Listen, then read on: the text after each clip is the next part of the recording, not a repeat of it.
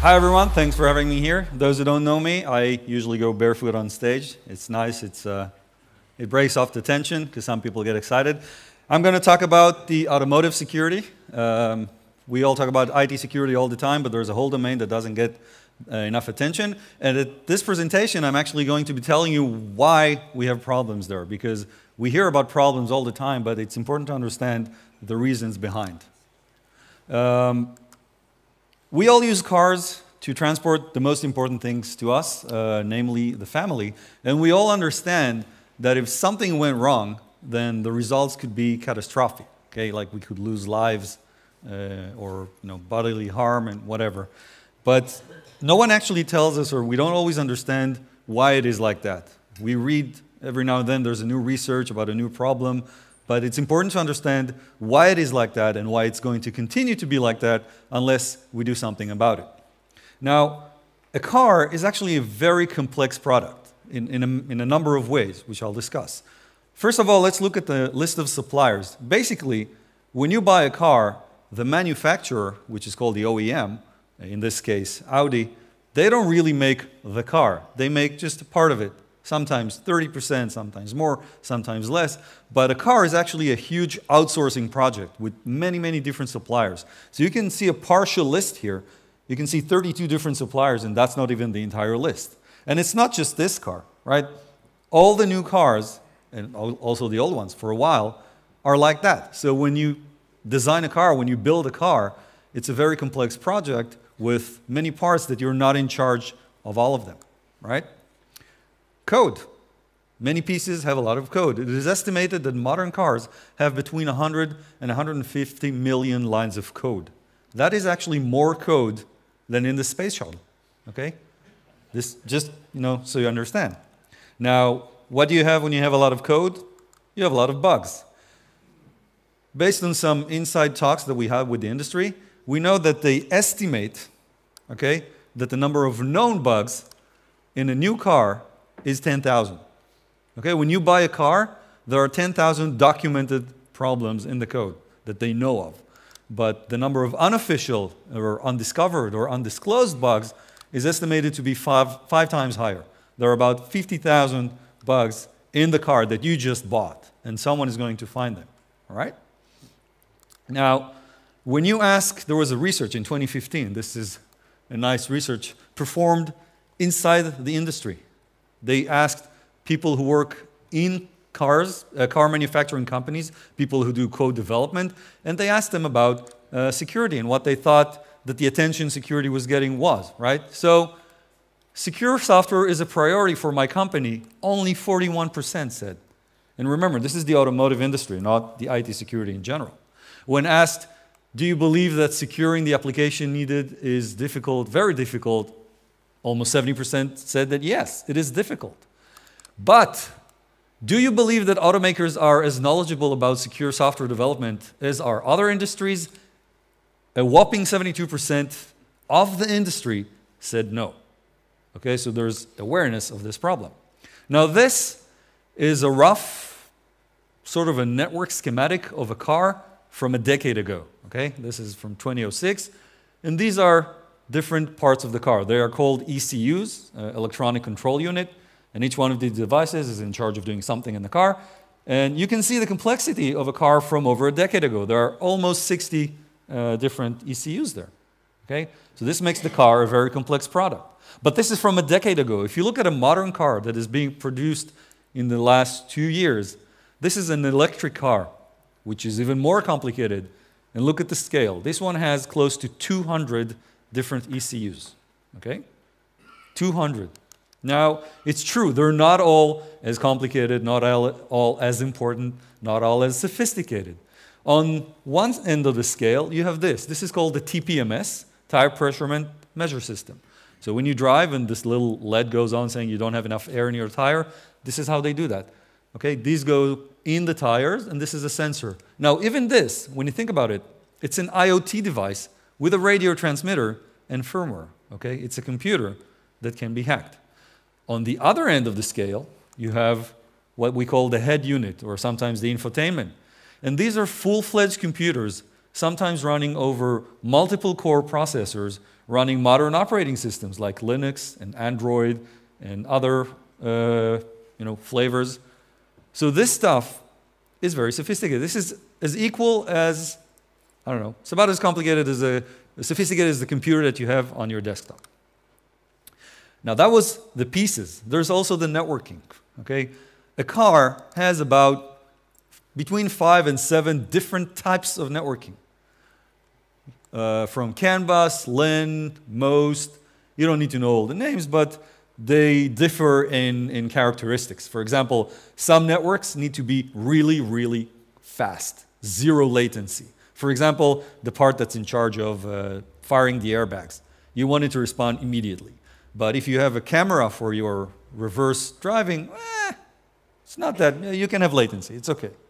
Now the most famous and the most predominant bus until recent years, and it's slowly fading out, is the CAN bus. And it's a little bit sophisticated, but the reason I put up this slide is because if you take the time to look at it, you will discover that the one thing that it is missing is authentication.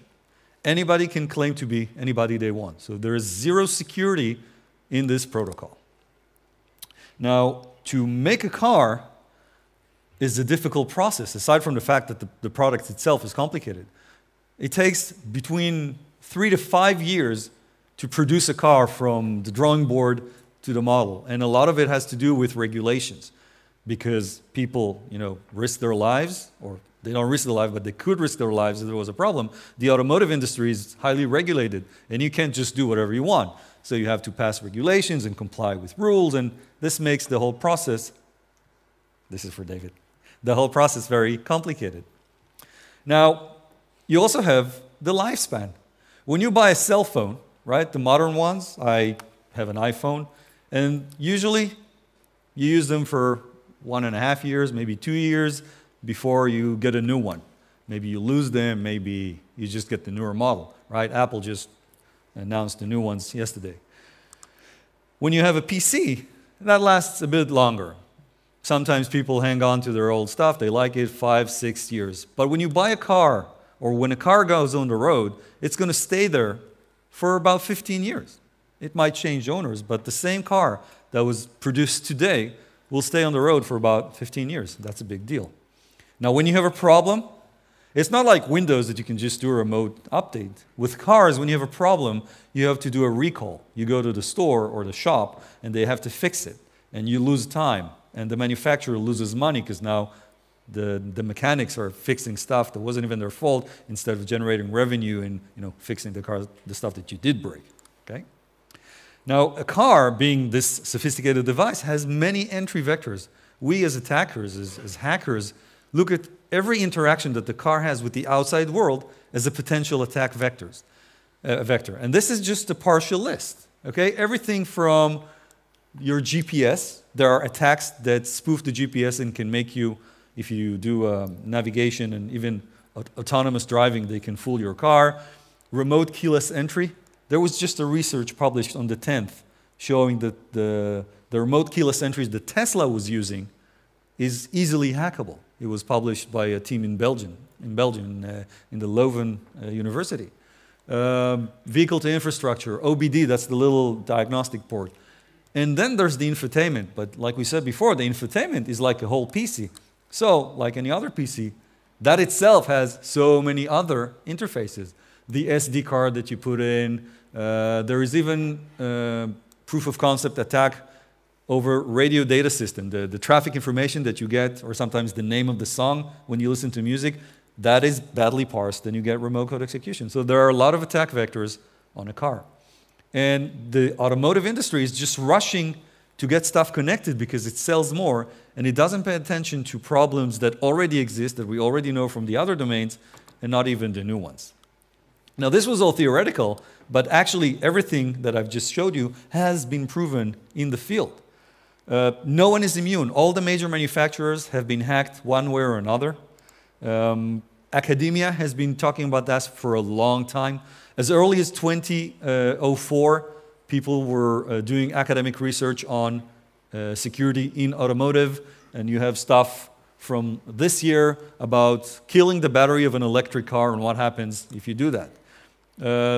But the biggest breakthrough and the thing that put automotive security in the public eye, these two guys, Charlie Miller and Chris Valasek, they published the first research in 2014 and then another one in 2015, and they showed remote code execution over a Ford Explorer through the internet, right? It's not always about controlling your car. These two guys from Romania, they showed that when you sync your phone to your car with Bluetooth, like you do when you rent a car or when you own one, all your data goes into that system, right? Your contacts, maybe SMSs, and sometimes it just stays there forever. So that's a privacy problem, but it's still a risk. Of course, when Tesla came out, that's a sexy car. Everybody wanted to hack it. A long list of research showed that Tesla is just as hackable as any other car, including the research from a few days ago. There's even a Norwegian company that showed, why hack the car? Let's just hack the cell phone of the owner of the car. That's going to make it a lot easier to steal the car. So that's another attack vector, right? Another research came out showing some more classic problems that we already know about in the infotainment system. Same thing happened to BMW. This happens all the time, right? Now, there are rumors of an attack in the wild, but these are just rumors. We have no official corroboration, so I'm just going to say it's a rumor. If you guys know something, you can talk to me after the talk. And if you talk to Argus, our pen testing team that gets contracted to do pen testing has 100% success. There hasn't been a single failure. Every time we were hired to hack a car by the manufacturer, we hacked the car. Now, sometimes you don't even need that. You can buy this device for $8 on the internet, and it gives you access to the diagnostics of the car. So you can do stuff yourself. And if you don't know what you're doing, you could cause damage. And even when there are protocols that give you better communication, this is a secure onboard communication protocol, they're not always implemented. And sometimes even when they are implemented, it's not being done right. So a car is a very complex thing. It has many parts, many different networks, many different protocols. It takes long to produce. These are all reasons why there are problems in cars, and there are going to keep being problems. Now the question is, what can we do to change it? So let's start by trying to draw some conclusions from what I've just showed you. It doesn't take a super hacker to hack a car. You have published research that shows trivial problems. Open ports available to the passengers who go on the Wi-Fi that the car offers them. You go on the Wi-Fi inside the car, you can access the car computer. There's no reason for that, and this keeps happening. You have old and unpatched software that is repeatedly used because it takes the car 5 years to get manufactured. So by the time they actually roll it out, there are already known and published vulnerabilities outside, and they go out, right? You remember the 10K bugs that roll out with your cars? These are some of them. There are many logical vulnerabilities. It's not always about code execution. Sometimes it's just you didn't think about something and you gave access to someone. For example, if the wireless car network lets you access the car computer, that's a logical problem. It doesn't even have to be code execution. And not everything requires top-notch research experts. A lot of the stuff can be done by off-the-shelf products like the OBD little dongle for $8. So the bottom line is, even script kiddies can hack your car. You don't need to be a super hacker. Now let's look at the economics, because they dictate a lot of what we're looking at. The cost of operation, right? What does it cost you to find a vulnerability?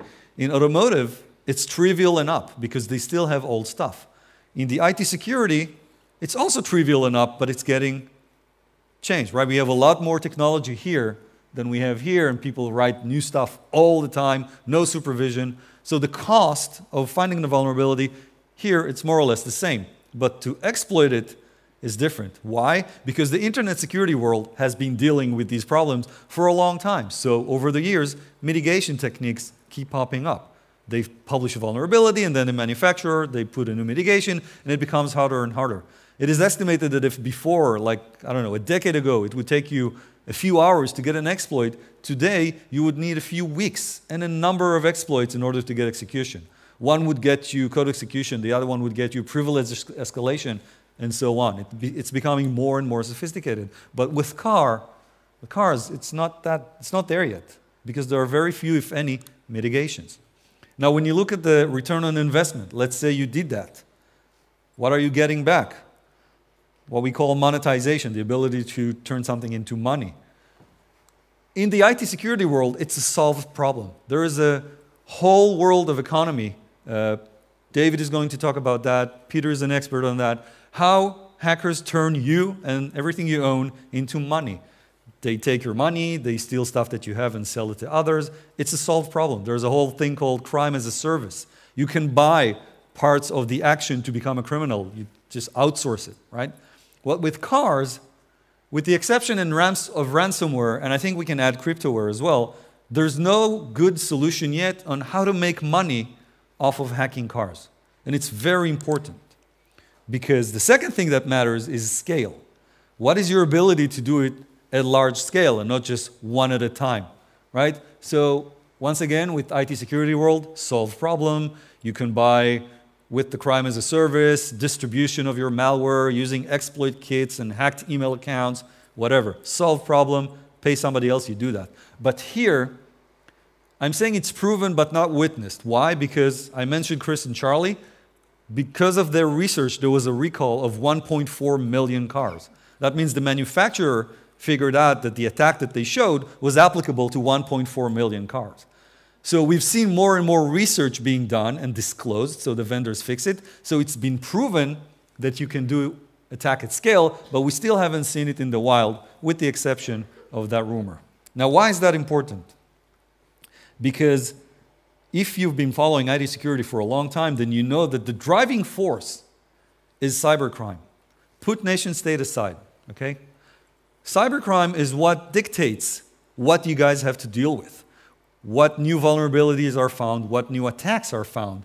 And because the motivation is money and that motivation does not go away, the whole arms race is led by cybercrime. And yes, sometimes nation state get caught and then some more technology is thrown into the fight, but it's the cybercrime that dictates what things look like. And right now, we're at the tipping point.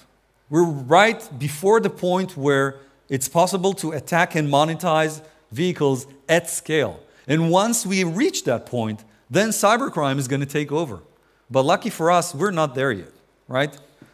Current type of connectivity prevents attacks at scale. Many different types of cars, they use many different types of protocols, many different standards, okay? Not all cars are the same. It makes it hard to attack at scale. There's a limited monetization potential, right? So cybercrime is sitting on the fence and looking at that and waiting for it to be easy, and then they're going to step in. But this is starting to change already. With the connected cars and cars talking to infrastructure, you're going to have more and more standards that everybody have to work with, okay? And ECU consolidation. Instead of having 6 different ECUs, you're just going to take them all, put them all in one big computer. But that's going to be a computer to which you already have, weaknesses and exploits. Now, if you look back at the new electric car that has close to 200 different ECUs, this is about as complicated as the network of a small and medium business, right? If you guys own a little, attorney firm, this is what you have. You have close to 200 computers with a bunch of networks, and this is how we need to treat it. And the solutions, they already exist, right? The IT security world has solved most of the problems. Now, you can't just take them over to automotive. It's not the same world. Okay, you have to make adaptations. Some of the stuff you have to build from scratch, but the principles are the same. So you just take the ideas and then you rebuild them for the automotive.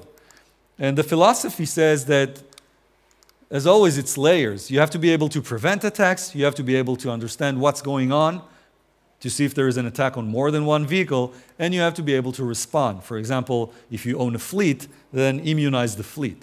One car is being attacked. The research that Chris and Charlie did over the infotainment unit took months, okay? If you had detected it in the beginning, you could have sent a software update to all the cars, and they couldn't finish the research, right? That's one way to look at it. Now, we talk about security by design all the time. Everybody says that. Not everybody does that. But even when you do it, sometimes it's just people that were told, you're in charge of security. But then you don't do it right. Security is a profession, okay? It's an expertise. If you're a software developer, you're not a security person, and vice versa. Now, you can be both, but you have to learn to be both. So when you do security by design, you need that to be done by security people. Otherwise, you're going to miss the point. And since not everybody has security people, then it's not a bad idea to hire somebody else to do that. Get some consulting company, okay? Ask them to help you in the design stage to make sure that it is secure. And one more thing that is happening now is legislation. There is more and more legislation, both in the United States and Europe, and that is changing, and we need more of that, okay? Not excessive. The Americans like to do a lot of stuff a little bit excessive. There was one state that said if you hack a car, you get life in prison. Okay? So that's another thing that's going to help us. So, summing up, cars are sophisticated products, okay, with the complexity of the network of a small and medium business. It's not something trivial. And the tools to deal with that are already there. What we need to do is make the adaptations, use common practices, segregation, network segregation, and don't open ports when you don't have to, and don't give access when you don't have to. And you need a remote software update, otherwise you have to go to the shop.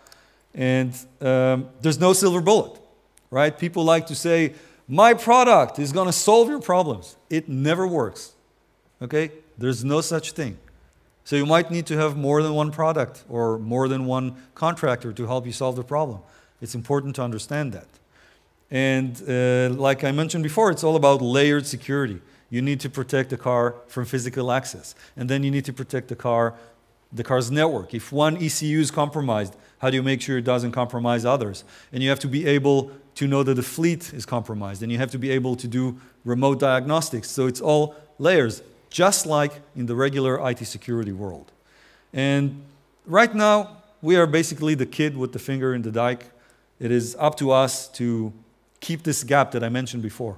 As long as we manage to keep monetization at scale far, if we keep push it forward as the industry advances, if we keep this gap, then we keep cybercrime from entering this area and then completely changing it. Because once it gets in, then floodgates open and it becomes an arms race, and we're back to the world of PCs. And you all know how many problems we have with PCs. This is why you're all here today. If you have any questions, let's do it outside because we have limited time. Thank you for listening. I hope you enjoy.